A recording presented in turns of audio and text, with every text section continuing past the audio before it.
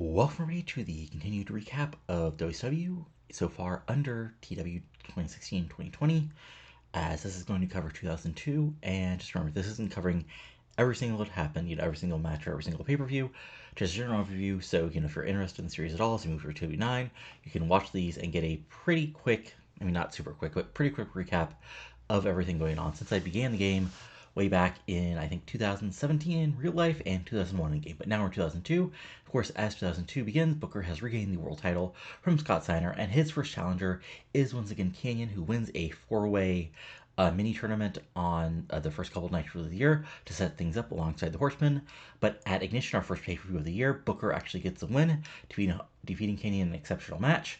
While on the undercard, Vampiro, who attacked DDP as part of that mini tournament, defeats DDP, after nailing Cough on the chair, and then Vampiro hit DDP with a fireball afterwards to set up the next month of feuds, which included, Booker taking on Vampiro for the world title. You get the usual build-up for that, but in the end, Booker is able to survive and retain the title, but Vamp attacks Booker post-match and goes for the nailing coffin. At that point, Sting returns after being taken out back at Stargate, of course, stuffed in a casket and set on fire. How I survived that? Well, it's pro wrestling. But then, that moves on to the Deadpool, which I'll deal with later on the video. Booker is still the world champion, and basically both DDP and Kanyon think they're the number one contenders, as DDP defeated Ric Flair, while Kanyon, he defeated Sean O'Haire on the other card of Super Brawl, which, they both basically fight to a no contest on Nitro, which leads to Booker and, not Booker, but to a triple threat match at our third pay-per-view, Rising Fury, and that you get your typical three-way finish, lots of finishers, but Booker survives once again. But then his next contender is Randy Savage, who returned in March to basically challenge Scott Steiner. Savage gets the big win over Scott Steiner at that same pay-per-view, moving on to a match, and it's not the greatest match in the world, at a Spring Fan TEW 2002 in Portland, but Booker gets the win. There's a post-match showdown and a handshake, basically with Randy Savage putting Booker over basically clean. So then we move forward to Slamboree. It's a big match, as basically Flair, Kane, and Sting all think they deserve shots. Sting had defeated Scott Steiner at the previous show. Kanyon defeated DDP, and Ric Flair defeated Lex Luger, which I'll get into how he returned earlier. But then, they all fought, and Booker and Eric Bischoff made it a four-way just to amuse himself, especially against Flair and Kanyon, are still part of the Horsemen, which again, I'll get into more later. But Booker survives and is able to hit the Harlem Hangover on Flair, but as Booker is celebrating, Scott Steiner attacks and locks him to Scott Steiner recliner, basically set up, basically a big rematch of Starrcade at Great American Bash. But Booker gets the huge win. But afterwards, at the end of Great American Bash, Kanyon comes out of points with Booker, as in the semi-main event. Kanyon got the mostly clean win over Sting with the Kanyon Cutter, and that sets up Bash at the Beach, where Kanyon becomes the world champion in July 2002 in a mostly clean win, defeating him with the Kanyon Cutter right in the middle of the ring and becoming the new WC World Champion. And, then things move on to Clash of the Champions. Sean O'Haire is Kanyon's first challenger, as at the previous pay-per-view. He had defeated Randy Savage in a last man standing match, placing him up as the next contender after getting endorsed by Savage, which I'll go into deeper later on in the video. Back and forth match, sort of like a view of the new age of WCW at this point. Semi-clean win. But then, at the end of the show, Booker came down for another stare down, but that led to O'Haire trying to save, but also getting beat down. There was a big two big Fall Brawl, two big War Games matches, which I'll get in deeper in the show. But all you need to know is Booker and Vampiro's teams ended up as the winners, which led to a triple threat match at Halloween Havoc involving Kanyon, Booker, and Vampiro. And Kanyon survived once again, defeating Booker once again. But of course, on the undercard of that show, the big thing was Goldberg returning, talking about his future, and basically saying he's back. And that leads to Mayhem, where DDP had won a triple threat match at Halloween Havoc, which I'll go deeper into as part of the Horseman year. But Kanyon taking on DDP wins basically mostly cleanly, which is sort of the feud. He's heel, but he wins mostly cleanly. But then on the undercard, well, in the same event, Goldberg won the first ever Mayhem tournament, winning the ladder match and challenged, Kanyon for Starrcade. And at Starrcade, Kanyon did his best, but Goldberg is Goldberg, and Goldberg ends the year as a WC World Champion as we go into 2003. But of course, that's not all that happened in WCW 2002. As I noted, We of course had the Horsemen, and the Horsemen started the year not not the best point. Of course, Flair's Flair, Canyon's Canyon. But to begin the year, Flair went after the U.S. title that Kidman had won at Starrcade 2001, but he got basically, Tori Wilson used Ric Flair's horniness against him to allow Kanyon to retain the U.S. title. Meanwhile, on the other court, the Horsemen continued to feud with Dustin Rhodes and Alex Wright. Kanyon got the world title shot. And as we moved throughout the fall, Kanyon got some big wins.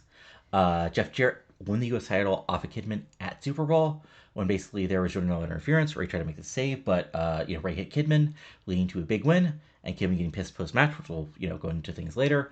And then DDP and Flair had a feud where DDP gets the win, and that feud would continue off and on throughout the year. As things continued, we had Ric Flair taking on Chuck Palumbo, the next month. Well, Jeff Jarrett got another win over Kidman. Then by Spring Stampede, Ric Flair had gotten into a feud with the returning Lex Luger, who I'll get into how he returned later. Kanyon got a big win over DDP to move back into the main event. And Jeff Jarrett retained the U.S. title over Sean O'Haire with the Guitar Shot of Doom.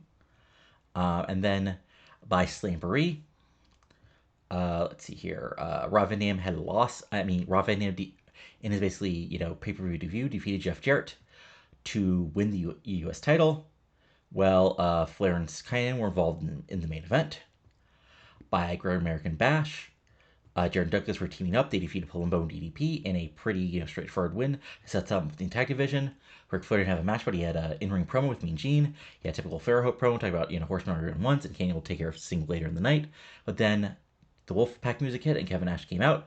Nash had returned a couple weeks earlier, helping Booker out. But now they had a big old shoot argument and brawl, setting up that little feud at the end. Then, as I noted, Kanyon defeated Sting at Bash at the Beach. Kanyon won the world title. While Jarrett and Douglas won the tag titles off of Air Raid after the Guitar Shot of Doom, which I'll go deeper into under the tag division. And, Ric Flair defeated Kevin Nash with help from the returning Scott Steiner, who had not been seen since Great American Bash.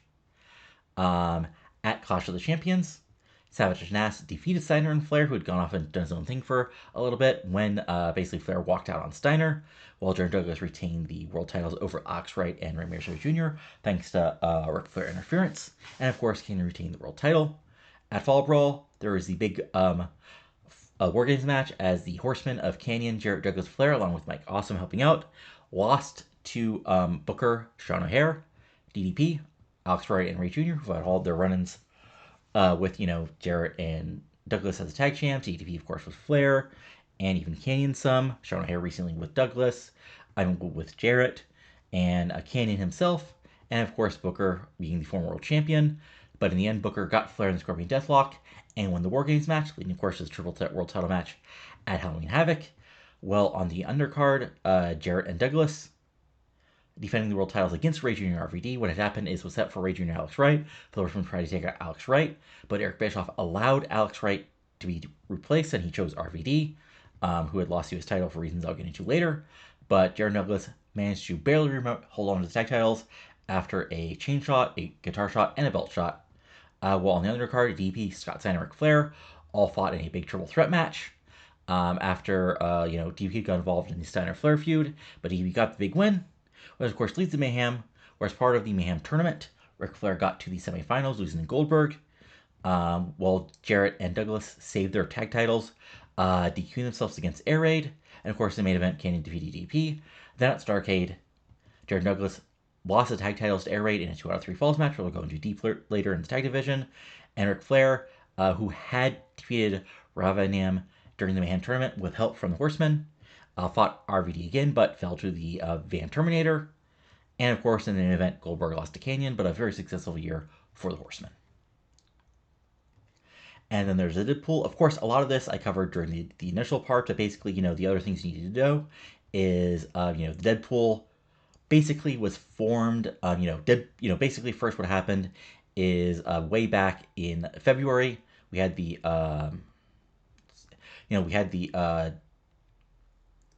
Vamp getting the title shot, and losing to Booker, but Vamp went for attack post match, but Sting, his music coming back and him returning. Then we had Sting defeating Vampiro in a last man standing match at Rising Fury, but basically Vampiro disappearing when the lights go out. Well, at the same time, Macias debuted under the tutelage of all people Jerry Lawler, but Jerry Lawler, feuded with Dustin Rhodes, sort of in the mid card, and basically was Macias killing Dustin Rhodes, Dustin teaming with Terry Funk teaming on him, and then all leading to a big cage match where Macias absolutely destroyed. Where Macias absolutely destroyed defeat Dustin Rhodes in the cage match at Bash at the Beach, sort of ending that feud. Well, on the undercard, Vampiro had still been gone, but basically what had happened after Rob Van Dam had won the U.S. title off of Jeff Jarrett is Bam Bigelow showed up basically out of nowhere to attack Van Dam, and he seemed sort of out of it. At Great Ring Bash, Van Dam fought Bam Bam. RVD got the win, but after the match, the lights went out, and Vampiro returned attacking RVD, and then Bam Bam left with Vamp. However, over the next couple weeks, Bam Bam failed all the drug tests and had to be let go, and he was replaced with Lestat, aka the former Gangrel. And then at Bash at the Beach, Vampiro defeated RVD. RVD defeated Vampiro back and forth, but Lestat debuted at that point. But then at Clash of the Champions, we had Vampiro defeating Rob Van Dam for the US title in a rematch. As Lestat interfered, RVD kicked out. Morningstar debuted, aka Christopher Daniels, but RVD kicked out again. But then Macias finally arrived, joined the Deadpool, chokeslam, in the coffin, and Vampiro was your new US champion. And this led to Fall Brawl, where the Deadpool, Vampiro, Lestat, Morningstar, Macias, and for the night Kidman defeated the Light Brigade of Sting, Luger, Palumbo, RVD, and Dustin in War Games. And basically at the end, Macias had destroyed Luger, and Sting basically throwing the towel to stop the match, saves his lifelong friend. And post-match, Sting tried to stop Macias. Macias goes for a chokeslam. Palumbo saved Sting from behind. Then Vampiro attacked Sting. But then RVD made the save with the Van Damator. But Deadpool got a huge win at Fall Brawl, which of course led to Morningstar quickly winning the Cruiserweight title at Halloween Havoc, which I'll get into later in the Cruiserweight title division. We also had Macias and Lestat defeating Sting and Luger in a big match where they dominated, with Macias pinning Sting after no-selling a bat shot. And then, of course, what also happened sort of before that is not exactly to punish Vampiro, but sort of punish Vampiro, as he had earned the world title shot by winning the Fall Brawl. Is he basically Palumbo forced, of Chuck Palumbo was given a U.S. title shot against Vampiro, and Rob Van Dam helped Palumbo get the win over Vampiro. This all led to the Mayhem tournament, where Vampiro was part of it. He beat Kevin Nash in the semifinals off the pay-per-view, thanks to Macias' interference. But unfortunately, he did not. Well, for him, he did not win the man tournament, with Goldberg getting the win. Well, on the undercard of that, Morningstar retained the Cruiserweight title once again. And then we also had, let's see here. Yeah, that was it. And then at Starrcade, of course, Sting made the big challenge alongside Lex Luger and DDP for an elimination match at Starrcade. So it was elimination rules, overbooked to hell. Unfortunately, Sting fell 3-1, but he got the win over Lestat. But then it was Sting Macias 2-on-1, and they got the win. And just when they were to take out Sting permanently, the lights went out and Sting was gone. So big year for the Deadpool, or Deadpool, as I try to say. The tag titles were honestly pretty simple. As the year started, with the tag team champs being Team Canada. Team Canada won a couple defenses, but finally in March, I believe, Alex Wright and Rey Mysterio Jr., who have basically, I don't say thrown together as a team, got the big win. Sorry, is that right? Sorry, I didn't actually, to win the tag titles, but only and then they had retained the title, but only a month later, Jindrak and Stasiak won the titles off them, after a belt shot, which led to a triple threat match at Slamboree. But Jindrak and Stasiak kept the titles. But then at Great American Bash, in a big match. Uh, Air Raid won the ladder match over Dragon Stasiak and Yang and Noble for the World Tag Team titles, with AJ retrieving the belts. They won then at Bash at the Beach. Jared Douglas won the titles off Air Raid, giving the Babyface's only a month reign. Jared Douglas, basically made an open challenge to any former tag team champions. Red and Ray Jr. showed back up, but they managed to keep the titles. Then at Fall Brawl, of course, they were part of the big War Games match. But then in October, as I said up before, it was going to be Ray and Alex Wright in a rematch after Booker's Battalion got the win, but they took out Alex Wright. RVD replaced him. It was close, but they used everything to retain. And at Mayhem, there was the DQ win for Jared Douglas, basically cost themselves the match to keep the tag belts. But in the big 2 out of 3 falls match, in an exceptional match, Air Raid ended the years as tag team champions. And then there are the rising stars. Chuck Palumbo, as I noted, he basically was around the mid card with CC Keeler's manager, had sort of a rough start in the early part of the year, but rose through, was part of the big babyface team going against the Horsemen at Fall Brawl. And then, he was part of the baby as part of the Light Brigade going against the Deadpool. And then, of course, after the pay-per-view, after Fall Brawl, he beat Vampiro for the U.S. title. Unfortunately for him, of course, he dropped the title to Kidman, who had turned heel way before this point, and he won the U.S. title belt back. But then at Starrcade, Palumbo got a huge win over Mike Awesome, even though they didn't click, but a big win for him to end the year. Of course, that leads me to Kidman, who, of course, at the start of the year as the U.S. title, he beat Ric Flair, but lost the belt to Jeff Jarrett. That began issues with the rest of the Filthy Animals, and eventually leading to Kidman walking out on the Filthy Animals, turning heel, even slapping Tori Wilson, having Misty, aka Christy Mist, as his new manager, and slowly rising up the ranks as a heel, including, what's the word I'm looking for here, even eventually teaming up with his former man he was feuding with, Shane Helms, to defeat Red and Ray Jr. And then, Kidman continued to have a strong summer, defeating Rey Mysterio Jr., his former friend, at Bash at the Beach. And then, he was sort of like, I would say forgotten, but he was sort of like stuck in the mid card for a little bit, was part of the Deadpool for one night. Then at Halloween Havoc, he beat Dustin Rhodes. And then at Mayhem, he was part of the Mayhem tournament, which eventually meant he, after he beat Palumbo as part of the tournament, and then he earned a U.S. title shot after Palumbo had won the U.S. title. Or no, sorry, yeah. He beat Palumbo as part of the tournament. But then after getting eliminated himself, he challenged Palumbo. Kidman then got the win thanks to Steve Furance, but then at Starrcade, he lost the U.S. title to Rey Mysterio Jr. in a cage match, sort of blew off that feud. Of course, that leads me to Sean O'Haire, who, of course, again, had a very strong year. Big feuds. The biggest part of his feud was his big feud with Randy Savage, which was basically just kind of a repeat of the DDP feud in real life. Savage gets the win in the first time. O'Haire wants a rematch, gets the big win. Savage attacks from behind, hits the elbow drop off the table, and then we get a last man standing where O'Haire gets the big win and sort of the endorsement. And throughout the summer, he continues to get strong wins, gets a world title match at Clash of the Champions, is part of the big Fall Brawl match against the Horsemen at Halloween Havoc. Beats Mike Awesome in a big win, is part of the Mayhem tournament, but gets eliminated early, which leads him to team up with Booker and Alex Wright to defeat Helms and Silver City Rollers.